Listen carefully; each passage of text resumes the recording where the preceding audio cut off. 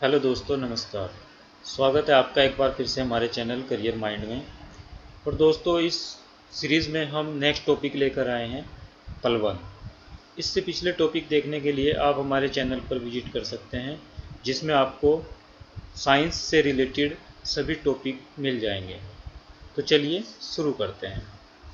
पलवन पलवन topic में सबसे पहले हमारा आता है उत्प्लावक बल।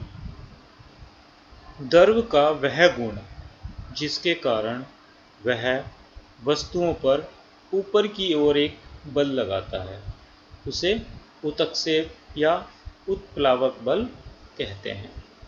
यह बल वस्तुओं के द्वारा हटाए गए द्रव के गुरुत्व केंद्र पर कार्य करता है, जिसे उत्प्लावक केंद्र कहते हैं।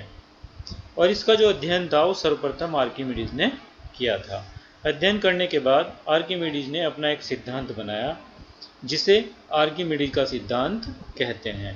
तो आर्किमिडीज के अनुसार जब कोई वस्तु किसी द्रव में पूरी अथवा आंशिक मतलब कुछ थोड़ी सी डुबोई जाती है, तो उसके भार में कमी का आभास होता है।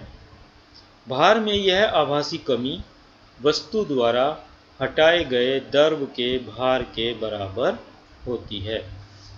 अर्थात जब किसी वस्तु को किसी द्रव में पूरी या आंशिक रूप से डुबोते हैं, तो हमें उसके भार में कुछ कमी का आभास होता है। और ये जो आभासी कमी होती है, ये वस्तु ने जितना द्रव हटाया उसके भार के बराबर होती है। नेक्स्ट है हमारा पलवन का नियम।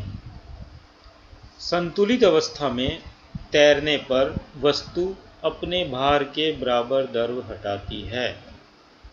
और पलवन का हमारा दूसरा नियम है, ठोस का गुरुत्व केंद्र तथा हटाए गए द्रव का गुरुत्व केंद्र दोनों एक ही ऊर्ध्वाधर रेखा में होने चाहिए।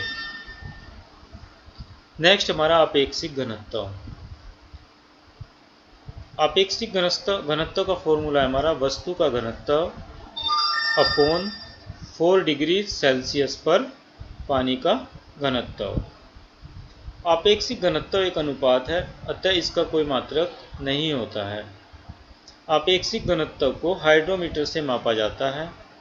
सामान्य जल की अपेक्षा समुद्री जल का घनत्व अधिक होता है, इसलिए उसमें तैरना आसान होता है। जब बर्फ पानी में तैरती है तो उसके आयतन का 1/10 भाग पानी के ऊपर रहता है। किसी बर्तन में पानी भरा है और उस पर बर्फ तैर रही है। जब बर्फ पूरी तरह पिघल जाएगी तो पात्र में पानी का तल बढ़ता नहीं है, पहले के समान ही रहता है।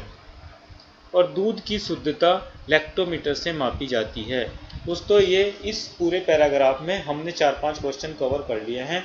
एग्ज़ाम में जो क्वेश्चन आता है वो इसी टाइप से पूछे जाते हैं कि जब बर्फ़ पानी पर तैरती है तो उसका कितना आयतन पानी के ऊपर रहता है, और जब बर्फ़ पानी में पूरी तरह से पिघल जाएगी तो पानी का बर्तन का तल कितना बढ़ जाएगा, और दूध की शुद्धता किस से नापते हैं, तो लैक्टोमीटर से नापते हैं। नेक्स्ट हमारा है मित्त केंद्र। तैरती हुई वस्तु द्वारा विस्थापित द्रव के गुरुत्व केंद्र को उत्प्लावन केंद्र कहते हैं। उत्प्लावन केंद्र से जाने वाली ऊर्ध्व रेखा जिस बिंदु पर वस्तु के गुरुत्व केंद्र से जाने वाली प्रारंभिक ऊर्ध्व रेखा को काटती है, उसे मित्त केंद्र कहते हैं। अब तैरने वाली वस्तु के स्थायी संतुलन के लिए कुछ शर्तें हैं। नंबर 1, मित्त केंद्र गुरुत्व केंद्र के ऊपर होना चाहिए। नंबर 2, वस्तु का गुरुत्व केंद्र तथा हटाए गए द्रव का गुरुत्व केंद्र अर्थात उत्प्लावन केंद्र दोनों का एक ही ऊर्ध्वाधर रेखा में होना चाहिए। तो दोस्तों, इसमें हमने पलवन को अच्छे से कवर किया। तो मिलते हैं नेक्स्ट टॉपिक में, तब तक के लिए बाय बाय।